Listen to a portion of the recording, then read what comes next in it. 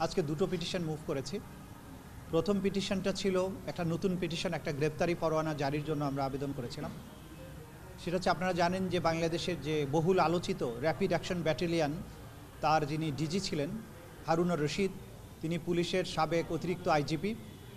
তিনি যখন র্যাবের দায়িত্বে ছিলেন তার সময়ই জুলাই এবং আগস্ট মাসের যে গণ অভ্যুত্থান হয় ছাত্র জনতার, সেই অভ্যুত্থানের সময় তিনি র্যাপিড অ্যাকশন ব্যাটালিয়নের প্রধান হিসাবে এই ছাত্র জনতাকে গুলি করে হত্যা করা, তাদের নির্যাতন করা এবং তাদের উপরে হেলিকপ্টার ব্যবহার করে এই ছাত্র জনতাকে নির্মূল করার জন্য যে পরিকল্পনা এবং পরিকল্পনা বাস্তবায়ন, সেটা তিনি করেছিলেন হারুনুর রশিদ তার অধীনস্থ অফিসারদেরকে ব্যবহার করে।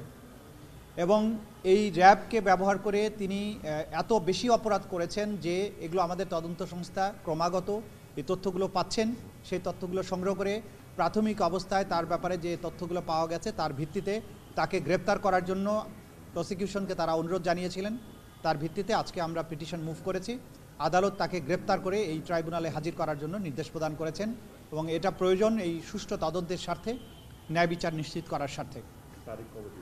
পরবর্তী তারিখ দেওয়া হয়েছে 23শে মার্চ তারিখে পরবর্তী তারিখ ধার্য করা হয়েছে। এর আগে যখনই তাকে গ্রেপ্তার করা হবে তাৎক্ষণিকভাবে তাকে আদালতে উপস্থিত করা হবে। বাছাই করা আলু আর স্পাইসি সিজনিং এ প্রাণ পোটাটা চিপস নাকি বিস্কিট খেয়ে বুঝে নাও। তার বিরুদ্ধে কমান্ড রেসপন্সিবিলিটির অভিযোগ আছে। তিনি যখন র্যাবের প্রধান ছিলেন, তিনি এই যে র্যাব বাহিনী আন্দোলন চলাকালীন সময় ছাত্র জনতার উপরে যে গুলি বর্ষণ করেছেন, তাদের উপরে আপনারা দেখেছেন নানান ধরনের অপরাধ তারা করেছেন। কাউকে আটক করেছেন, কাউকে টর্চার করেছেন, কারো উপরে গাড়ি উঠিয়ে দেওয়া হয়েছে। হেলিকপ্টার ব্যবহার করে, র্যাবের হেলিকপ্টার ব্যবহার করার যে সিদ্ধান্ত, সেটার পরিকল্পনা বাস্তবায়ন, পরিকল্পনার নির্দেশ দেয়া, পরিকল্পনা করা, এই যে কাজগুলো র্যাবের মাধ্যমে হয়েছে, যে সমস্ত অফিসাররা করেছেন সেগুলো তার অধীনস্থ ছিল। তিনি তাদেরকে নির্দেশ প্রদান করেছেন এবং তাদের মাধ্যমে সেই পরিকল্পনাটা বাস্তবায়ন করেছেন। আপনারা জানেন যে এই সুশৃঙ্খল বাহিনীগুলোর কমান্ড রেসপন্সিবিলিটি খুবই কঠিনভাবে মেনে চলা হয়। তো র্যাবের প্রধানের নির্দেশ বাস্তবায়ন করেছেন তার নিচের যারা অফিসার ছিলেন তারা। সুতরাং তিনি কমান্ড রেসপন্সিবিলিটির দায়ে অভিযুক্ত এবং একই সাথে তিনি সরাসরি এই পরিকল্পনা প্রণয়ন, পরিকল্পনা বাস্তবায়ন, নির্দেশ প্রদান। এবং আপনারা জানেন যে এই আইনে ব্যাপার আছে যে যারা তার অধীনস্থ ছিল তাদেরকে প্রিভেন্ট করার ক্ষমতা ছিল, তিনি প্রিভেন্ট করেন নাই। যারা অপরাধ করেছে তাদেরকে শাস্তি দেওয়ার ক্ষমতা ছিল, তিনি শাস্তি দেন নাই। এই যে পাওয়ার to prevent, power two punish, সেটাকেও তিনি ব্যবহার করেন নাই। উল্টো দিকে তিনি পরিকল্পনা করেছেন, নির্দেশ দিয়েছেন, বাস্তবায়ন করেছেন।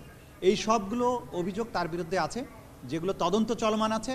এবং এর সাথে আরও যে সমস্ত অফিসাররা তার অধীনে যারা ছিলেন, যারা এই মানবতা বিরোধী অপরাধের সাথে যুক্ত ছিলেন, তাদেরকেও আমরা খুঁজে বের করার চেষ্টা করছি আমাদের তদন্ত সংস্থা। যখন তাদের ব্যাপারেও রিপোর্ট আসবে, আমরা প্রয়োজন হলে তাদের ব্যাপারেও একই ধরনের আদেশ আদালতের কাছে চাই। সেটা আমাদের জানা নেই তিনি কোথায় আছেন। এটা আইন শৃঙ্খলা রক্ষাকারী বাহিনীর দায়িত্ব। যেহেতু আদালত আজকে ওয়ারেন্ট ইস্যু করেছেন, সেই অনুযায়ী আইন শৃঙ্খলা রক্ষাকারী বাহিনীর দায়িত্ব হচ্ছে তাকে খুঁজে বের করে আদালতের কাছে গ্রেপ্তারি পরোয়ানাটা কার্যকর করে উপস্থিত করানো।